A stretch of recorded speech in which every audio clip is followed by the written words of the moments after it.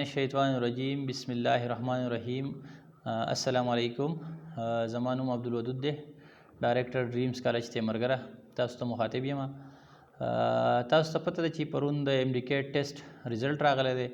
په هغه کې ډېر سټوډنټس هغه د MD-CAT په دې ټف کمپټیشن کې اپیر شوي وو. ډېر سټوډنټس داسې دي چې هغو کوالیفای کړل ده. نو ما د ویډیو په وساطت سره زما وغوښته چې زه دیو ته مبارکباد ووایم، کنګریچولیشن ورته ورکړم. نو د دې ټول ته زما طرف نه مبارکي او د ډریمز کالج د ایډمنسټریشن د طرف نه ټوټل MD-CAT کوالیفایر ته مبارکباد او الله هم کامیاب کا. زه به خپل د ډریمز کالج تیمرګري د دې سټیټسټیک ډیټا تاسو سره لږه شیر کړم، چونکې زموږ سټوډنټس هم په دې MD-CAT دې ټف کمپټیشن کې اپیر شوي وو. نو ډېر سټوډنټس ته همداسې دي چې هغو په دې کمپټیشن کې کامیابي حاصله کړله. زموږ سره ټوټل سټوډنټس د سیکنډ ایئر سټوډنټس چې وو نو هغه 110 سټوډنټس زموږ سره انرول وو. په 110 کې 25 سټوډنټس هغه په کمپیوټر او انجینرینګ کې انرول وو. 85 سټوډنټس داسې وو چې هغه زموږ سره په فری میډیکل کې انرول وو. په 85 سټوډنټانو کې تقریبا 30 سټوډنټس چې د MD-CAT ته په دې کمپټیشن کې اپیر شوي وو. باقي سټوډنټس چې دي هغه ځان له په یونیورسټیانو کې یا په انجینرینګ یونیورسټیانو کې ایډمیشن یې کړي. دا 30 سټوډنټس چې کوم وو نو په دې 30 سټوډنټانو کې الحمدلله مور دین 12 سټوډنټس چې دي هغو د 150 نه پلس مارکس اخیستي دي.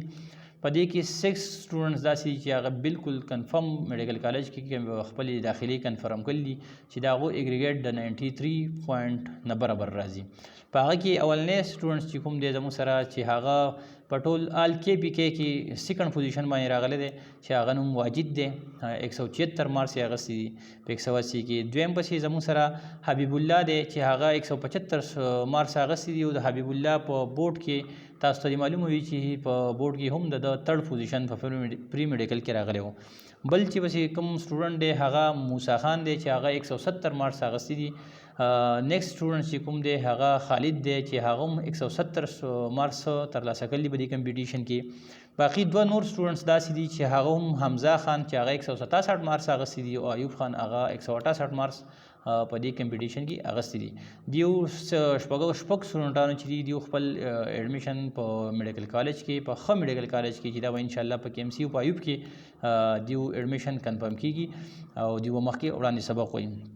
د دې نه علاوه زموږ سره چې نور کوم سټوډنټس دي د هغو انشاءالله هغه موږ میرټ ته په انتظار یو چې میرټ ولګي انشاءالله نو موږ تاسو سره بیا شیر کوو. زما د طرف نه څومره MD-CAT کوالیفایرز چې دي څومره سټوډنټس په دې کمپټیشن کې حصه اخیستې وه زما د اواز اوري د ډریمز کالج تیمرګري د ډایرکټر د طرف نه د ایډمنسټریشن د طرف نه د آل ټیچینګ سټاف د طرف نه تاسو ته مبارکباد وایو او تاسو ته کنګریچولیشن کوو. ډیره مهرباني، شکریہ.